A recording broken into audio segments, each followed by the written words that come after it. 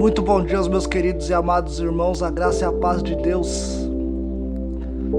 Estamos iniciando mais um episódio do nosso ID Podcast, anunciando sempre aí que nós estamos na maioria das plataformas de streaming. Se você ainda não conhece, nós estamos no Spotify, estamos no Google Podcast, estamos na Amazon, no Facebook, no YouTube, no Instagram e no TikTok também. E como eu sempre digo, futuramente estaremos abrindo transmissões ao vivo no Facebook e no YouTube também. Peço sempre também para que vocês possam compartilhar a nossa mensagem. Sempre trazemos aqui mensagens da palavra de Deus, mensagens que Deus nos inspira a dizer aqui, sempre com base na sua palavra. Nada que é dito aqui é dito por vontade própria, por pensamento próprio, mas sempre é com embasamento dentro da palavra, para que nada saia do seu eixo, para que nada venha a ser o contrário do que as escrituras dizem. Por isso nós trazemos mensagem de despertamento, trazemos devocionais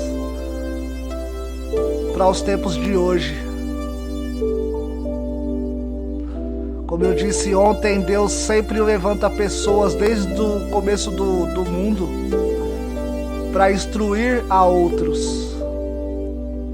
Mas isso não quer dizer que essas pessoas que estão à frente de algum ministério ou do emprego à pregação do evangelho sejam pessoas perfeitas, sejam pessoas santas. Não. São pessoas que falham, são pessoas que têm os seus erros, mas quando elas são transformadas pelo seu Deus, elas passam a ter um entendimento de que viver no erro não é certo, e Deus jamais vai permitir que pessoas que vivam dentro do seu erro preguem a sua palavra com verdade. Podem até pregar, porque a Bíblia é um livro livre. Podem até pregar, mas não vão estar coerentes com as verdades ali ditas dentro da palavra. Nós vemos sempre que um texto fora do contexto, ele se torna um pretexto. Então, se você pega um trecho isolado ali e o interpreta à própria maneira, isso pode culminar num grande erro. Nós podemos sim ler textos isolados da palavra, mas nós devemos fazer a análise profunda desse mesmo texto.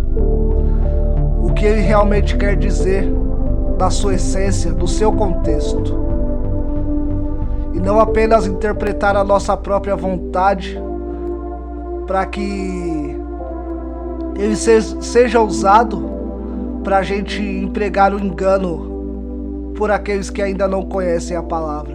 Porque nós sabemos que muitos que ainda estão dentro das igrejas, mas não têm o contato com a palavra, não buscam nas suas casas, não tiram um tempinho de meia hora para abrir a Bíblia e estudar o seu conteúdo. Se tornam apenas dependentes da mensagem do púlpito. E quantos pregadores não se beneficiam disso hoje em dia? Quantos pregadores já não se beneficiaram disso no passado, por deixar os seus membros leigos, por às vezes proibir o uso da Bíblia em suas casas?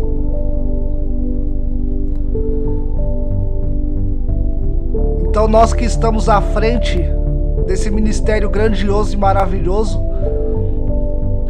nós somos seres humanos como qualquer outro.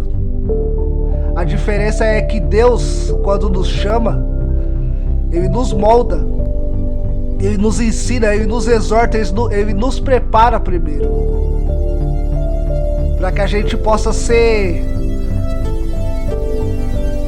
hábil, para que a gente seja habilitado para toda boa obra. Como nós vimos ontem em 2 Timóteo, nós temos que nos apresentar diante de Deus aprovados, como obreiro que não tem do que se envergonhar e que maneja bem a palavra da verdade. Por que eu estou falando isso aqui? Porque ainda nós vamos continuar falando um pouco sobre o evangelismo. O evangelismo que hoje é esquecido por muitas denominações. Muitas denominações esqueceram do senso de missão, ou nunca o tiveram. Esse que é o mais impressionante. Tem igrejas que nunca tiveram o senso de missão. Talvez, ao ler ali os evangelhos, quando chegou em Mateus 28, Marcos 15, pularam essa parte. Não viram o id. Ouviram e não entenderam, porque até Jesus diz: quem tem ouvidos ouça. Talvez eles tiveram ouvidos, mas não ouviram. E negligenciaram e negligenciam até hoje a obra da pregação do evangelho. Não é a pregação do evangelho atrás de um púlpito. Irmãos, eu já disse isso antes e eu ouso dizer novamente. Pregar atrás de um púlpito, irmãos, é uma tarefa fácil. Vocês podem até discordar de mim, mas pregar atrás de um púlpito é uma tarefa fácil, porque você está pregando para pessoas que já estão ali, que de certa forma você já conhece, de certa forma elas já te conhecem. Então é confortável falar para pessoas que você já conhece, independente se ela estuda a Bíblia dentro de casa ou não. Irmãos, agora sair pelas ruas, ou fora do seu país, fora da sua cidade, fora do seu estado, e levar a mensagem para outros, irmãos, é totalmente diferente. Diferente da questão de que você tem que sair da sua zona de conforto. O púlpito se torna uma zona de conforto a partir do momento que você só sabe pregar ali. Para pessoas que, entre aspas, já estão salvas, isso se torna relativamente fácil. O altar é um lugar que é de devido respeito, mas o púlpito, irmãos, qualquer pessoa pode estar atrás de um púlpito. E essa é a grande diferença da pregação em um lugar fechado e uma pregação que é levada a pessoas que estão no mundo.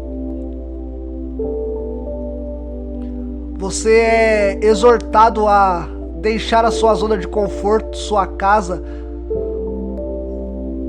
sua vida cotidiana, seus filhos, para levar a mensagem do evangelho a outras pessoas que estão com um sincero desejo, muitas vezes, de conhecer. Quantos lugares aí não é vedado a pregação do evangelho, o uso da Bíblia? Mas mesmo assim ainda tem pessoas, homens e mulheres corajosos, que Deus levanta para que a obra seja levada. Não precisam ter Bíblias nas suas mãos, mas como eu disse ontem, se você estuda a sua Bíblia diariamente, o Espírito Santo traz à memória versículos, se preciso for livros inteiros, para que você realize a obra da pregação sem ter uma Bíblia na mão. Hoje nós também temos o smartphone, podemos usar a Bíblia no smartphone, mas tem lugares que é totalmente restrito, é passível de pena de morte estar com o livro sagrado. E mesmo assim tem pessoas que arriscam a sua vida por amor das outras para levar a mensagem. Não quero aqui desmerecer ninguém que tem o chamado de pregação atrás de um púlpito.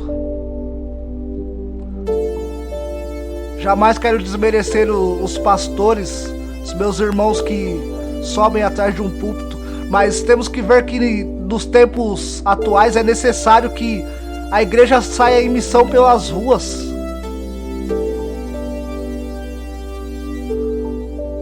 É necessário que a igreja tenha esse senso de responsabilidade pelos que estão aí fora, assim como eu tenho nutrido esse senso.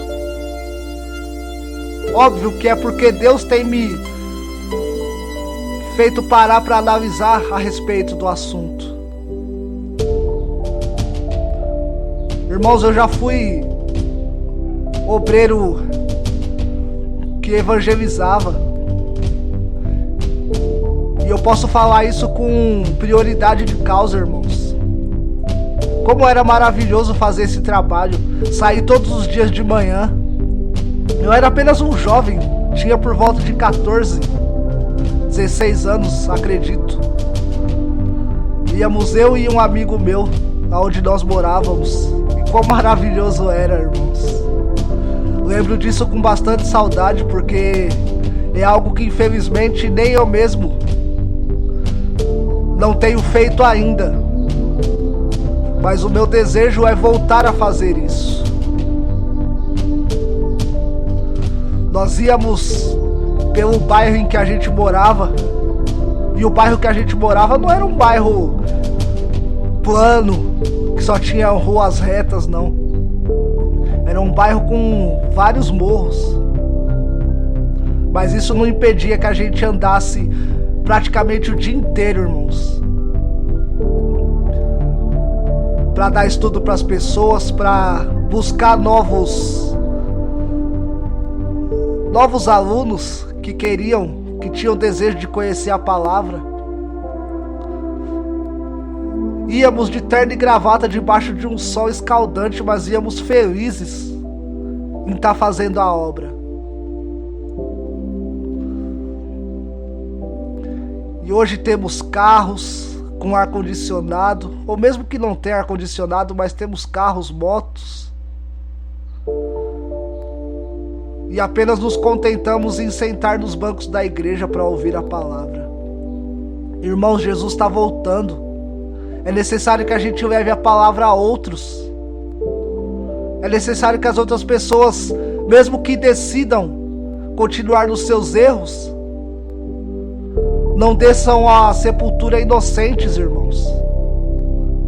Já cansei de dizer aqui que não haverá inocentes. Deus não vai permitir isso. Mas cabe a nós levar a mensagem, irmãos. Quem sabe essa pessoa que ia descer à sepultura com a sua vida selada para a perdição, vá com a sua vida selada para a vida eterna, através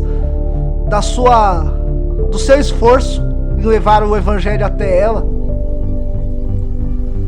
Quem sabe ela veja em você a importância que a vida dela tem.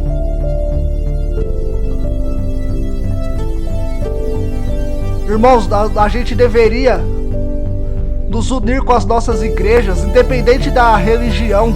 Religião não quer dizer nada. O que nós devemos pregar é a palavra da sua pura essência. Devíamos nos unir, cada um com a sua igreja, e fazer um trabalho de evangelização na sua cidade, no seu bairro. Irmãos, tem pessoas que não têm o mínimo de recurso monetário, não tem um veículo, caminham quilômetros e quilômetros para levar o amor de Deus ao seu próximo. Tem pessoas da África que caminham quilômetros para levar uma cesta de alimento para famílias que necessitam, e ali levar o amor de Deus, pregar um pouco da palavra. Tem pessoas que não medem esforços, elas não têm nada, irmão, de luxo, de regalia, mas elas não medem esforços para levar a mensagem do Evangelho. E nós que temos condições, só queremos ficar debaixo do nosso arzinho condicionado dentro da igreja, pegar o nosso carrinho, ir para uma, ir para outra, e passamos pelo nosso próximo que está na rua, não nos preocupamos com ele.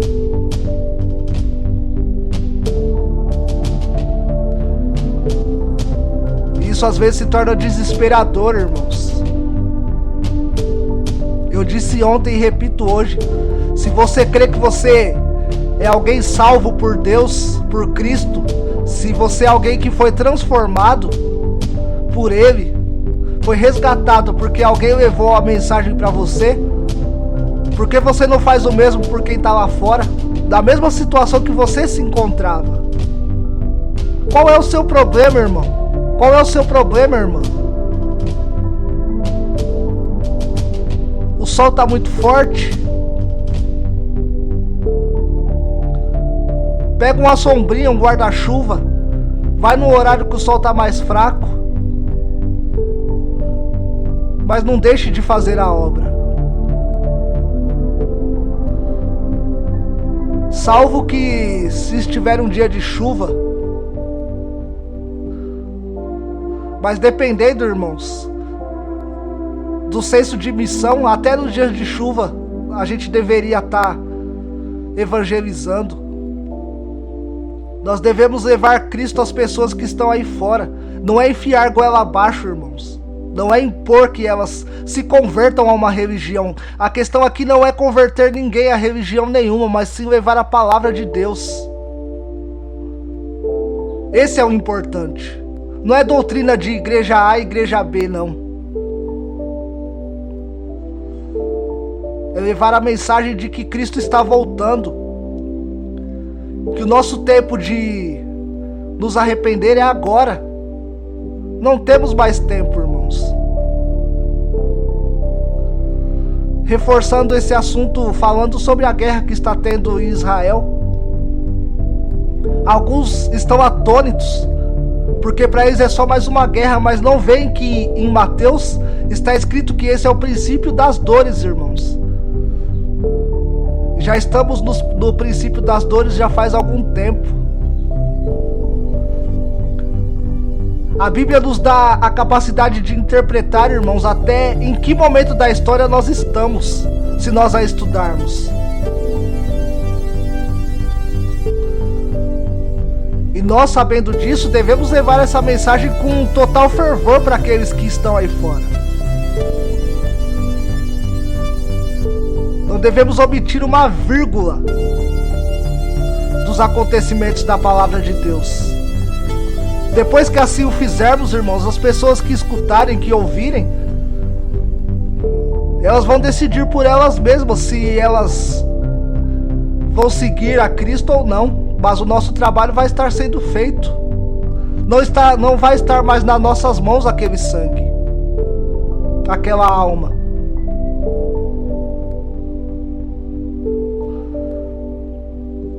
Mas já pensou quantas pessoas podem estar sendo isentas de ser salvas por Jesus nesse exato momento, porque a igreja não acorda?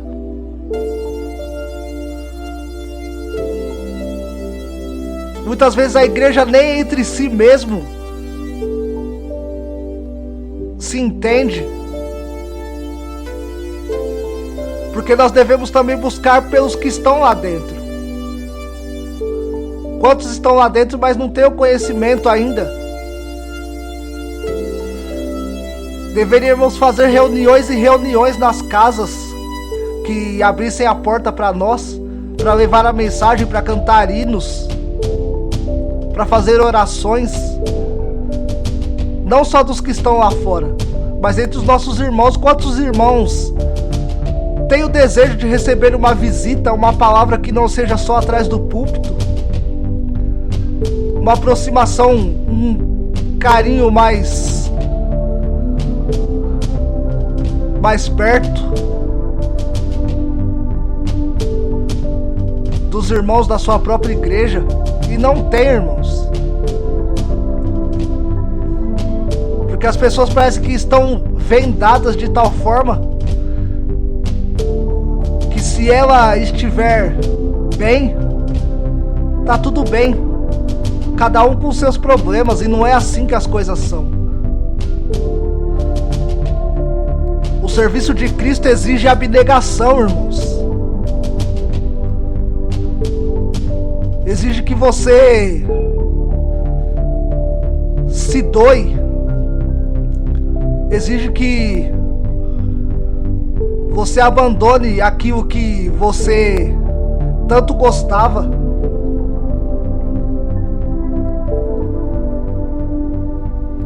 Irmãos, não é nada fácil. Mas não é nada fácil quando nós tentamos fazer as coisas pelas nossas forças, irmãos. Quando nós decidimos nos submeter à guia de Cristo e à guia do Espírito Santo, à guia do Pai Celeste, não há nada que a gente não possa fazer. Não há barreiras que a gente não consiga transpor, irmãos. E como diz em João, Cristo diz: sem mim nada podeis fazer. Tudo que nós vamos fazer, nós dependemos dele. Nós precisamos dele. Assim é na obra também da pregação. Se estivermos ao seu lado, deixando que ele guie os nossos passos, nós vamos conseguir caminhar através do mar, para atravessar hemisférios, continentes, para levar a mensagem, se assim for necessário.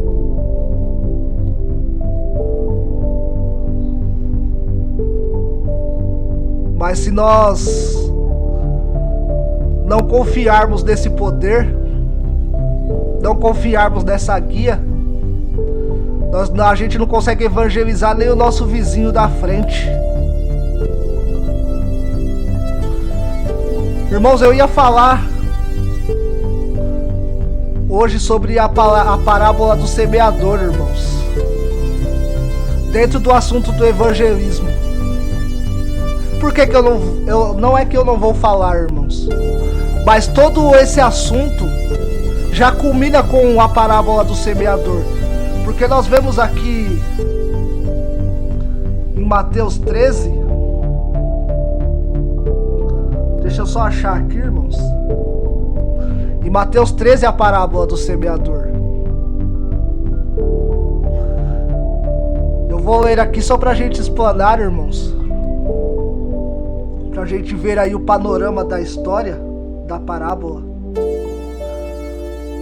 No mesmo dia, saindo Jesus da casa, sentou-se junto ao mar, e grandes multidões se reuniram a ele, de modo que, entrando ele em um barco, mais uma vez, assentou-se, e toda a multidão estava em pé na praia, e falou-lhe muitas coisas por parábolas, dizendo: eis que um semeador saiu a semear.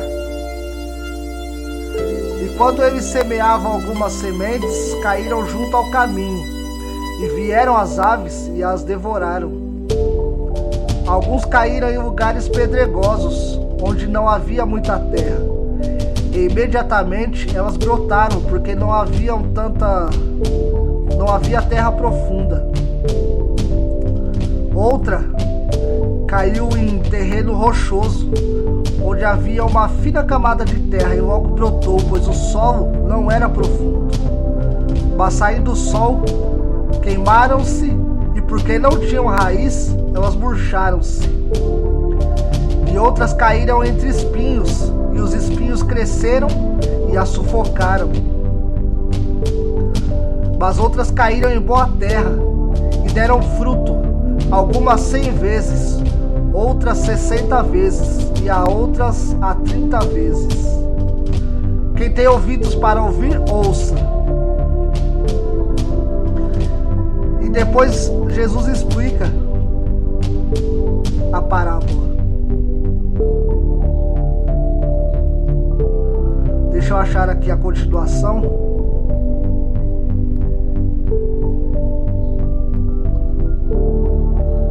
Mas diz aqui, irmãos,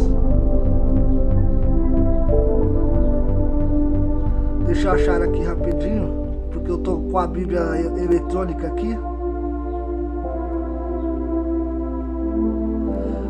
Diz assim: quando alguém ouve a parábola do reino e não a compreende, que é a que cai no meio do caminho, né? Vem o perverso e afasta o que foi semeado no seu coração. Este é o que recebeu a semente junto ao caminho. Mas o que recebeu a semente em lugares pedregosos é o que ouve a palavra e logo a recebe com alegria. Mas ele não tem raiz em si mesmo, apenas dura um tempo. Pois quando vem tribulação ou perseguição por causa da palavra, imediatamente se ofende. E também o que recebeu a semente entre espinhos é o que ouve a palavra, mas os cuidados deste mundo e o engano das fraquezas, das riquezas, sufocam a palavra e ela fica infrutífera. Mas o que recebeu a semente em boa terra é o que ouve a palavra e compreende-a, e também dá fruto, e um produz 100 vezes, outros 60 vezes e outros 30 vezes. Irmãos, essa parábola é incrível pelo fato de de Jesus ter feito essa analogia com o semeador. Vemos que maravilhoso, né? Algo que parecia tão simples, mas ao mesmo tempo tão complexo. Porque sendo complexo pelo fato de os discípulos pedirem para que ele explicasse. Até nós, se estivéssemos naquela época com ele, iríamos pedir para que ele explicasse. E ele nos dá o entendimento a respeito, falando que cada semente ali é como se fosse a palavra semeada. E nós vemos que umas duram no coração por algum tempo. Nós vemos ali que uns receberam com alegria, como diz no que caiu à beira do caminho a semente, que recebeu a palavra, mas foi tão fraquinho que logo o inimigo encarregou de tirar aquilo que ele já tinha aprendido ali. Daquele que tem o solo rochoso, pedregoso, ele recebeu a palavra com alegria, mas não durou muito tempo também. Também aquele que está em solo espinhoso, que é aquele que tem um pé na igreja e um pé no mundo, irmãos. Ele quer ser salvo, mas ele não quer se abster das coisas do mundo. Ele ainda quer viver o melhor da terra, sendo que a terra já não tem mais nada de melhor para oferecer. Ele quer viver o sobrenatural. Ele quer obter as riquezas da terra. Ele quer viver uma vida extraordinária em um planeta que está definhando dia após dia. Ele quer ser salvo, sim, mas ele quer experimentar o que é ter uma vida luxuosa ou uma vida mediana, ter dinheiro no bolso para gastar o quanto quiser e o quanto puder.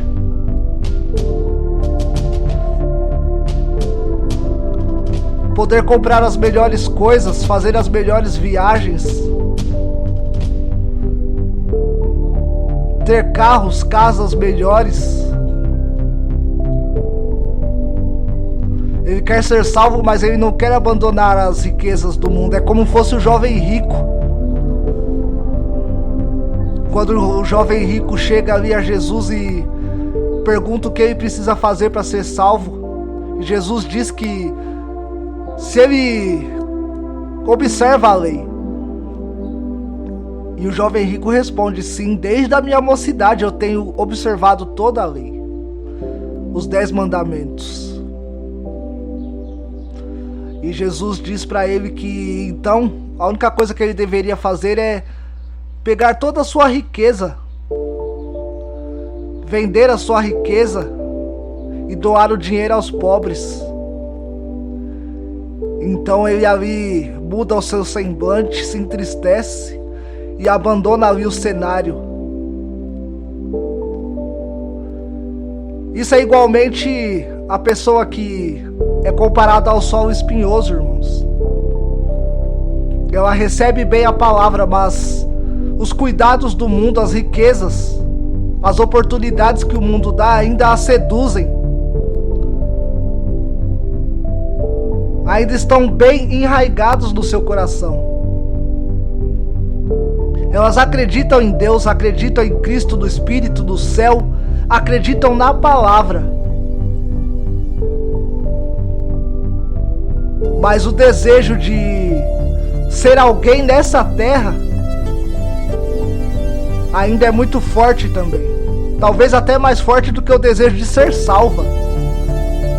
Talvez ela se importe mais em viver uma vida extraordinária aqui na terra e perder a sua salvação. Irmãos, isso não é julgamento, é fato. Quantos vivem dessa forma? Quantos estão dentro da igreja e pensam dessa forma? Nós não sabemos, mas sabemos que existe, porque a palavra de Deus não ia colocar algo que não existe, irmãos. Tem apenas 2 exemplos aqui. O do jovem rico e o da parábola na parte do sol espinhoso. São pessoas que não conseguiram ainda largar as coisas do mundo para se entregar totalmente a Cristo.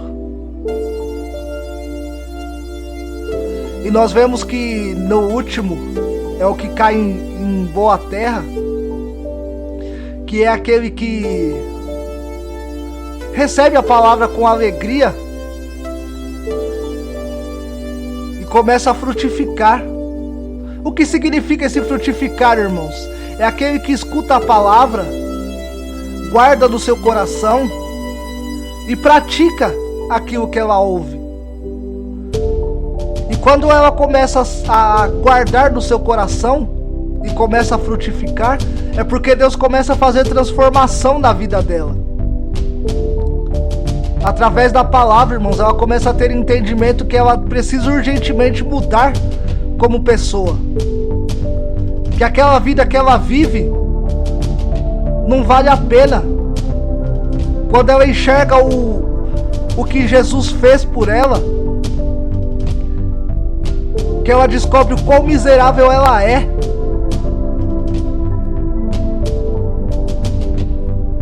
Deus começa a trabalhar, o Espírito Santo começa a transformá-la de dentro para fora, a tal ponto que ela começa a viver segundo a vontade de Deus. E assim começa a levar a palavra a outros também. Isso é o frutificar. Quando ela frutifica, ela começa a dar mais ramos, porque ela está levando a palavra, levando a mensagem a outros. Porque não adianta nada você ouvir a palavra e só ouvir, não levar para sua vida, não usar aquilo como a sua regra de vida. O que adianta você ouvir a palavra e não executar aquilo que você está ouvindo? Você está sendo um mero ouvinte, irmãos. A palavra de Deus, ela vem para instruir. Eu sempre vou dar esse exemplo, porque tem sido muito forte isso. Agora falando como filhos. Nós como filhos, quando fazemos alguma coisa de errado e recebemos a repreensão, recebíamos, né? A repreensão dos nossos pais. Qual era o nosso papel como filhos? Era continuar fazendo aquilo que o pai já nos havia repreendido para que não fizesse? Claro que não, porque dentro da repreensão existe uma lição a ser tomada. Ele nos corrigia, nos repreendia, mas ele nos ensinava que aquela correção era para que não acontecesse tal coisa, que nós deveríamos seguir aquilo, ou para que a gente não apanhasse, ou para que a gente não viesse a quebrar a nossa cara futuramente. Dentro de uma correção sempre tem uma lição a ser tomada. E como você quer ouvir a palavra, ouvir o ensinamento, a exortação, a repreensão, e sair porta fora e continuar vivendo da mesma forma, então você não está acatando a repreensão do Pai. Você está indo apenas para ouvir a palavra e pronto. Não aguarda no seu coração. Não toma aquela palavra para sua vida, para usar ela como exemplo. Dessa forma não adianta nada, irmãos. Você é como a semente que caiu à beira do caminho, porque você só escuta e logo o inimigo vem e arranca ela de você. Irmãos, nós como obreiros, como servos de Deus, temos que ser como esse semeador, porque ele semeou a semente. Na parábola não fala que ele voltou para olhar, para ver aonde elas tinham caído, se elas tinham frutificado, se elas tinham fertilizado ou não. Ele apenas lançou as sementes. E é isso que nós devemos fazer: lançar a semente. Se ela vai dar frutos, irmãos, isso é a conta de Deus. O nosso trabalho é lançar a semente. Quem vai fazer os frutos saírem ou não é Deus. Quem faz a obra de transformação, de conversão, é Ele, não é a gente. Nós somos ministros do Evangelho, constituídos por Ele. Todo esse poder que nós temos de levar a palavra, e é um poder sim, irmãos, porque ninguém por si só consegue levar a palavra. Ou se leva de forma errônea, não se prepara para levar a palavra. Nós somos constituídos ministros do Evangelho para que isso aconteça, irmãos, para que a gente leve a mensagem. Agora, se ela vai frutificar ou não, isso fica a cargo de Deus. Deus é quem faz a transformação.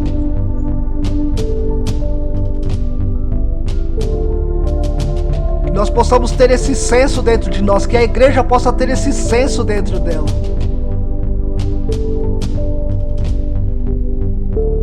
O tempo está curto. Deus, Cristo está às portas. E o que a sua comunidade, o que a sua igreja tem feito? Olha quantos jovens aí fora precisando ser resgatados da palavra, na palavra, para os braços de Cristo. Olha quantos jovens que estão dentro das igrejas e poderiam fazer aí essa obra, ter no seu coração o senso de que deve buscar outros. O jovem que é o que consegue exercer maior influência aí fora,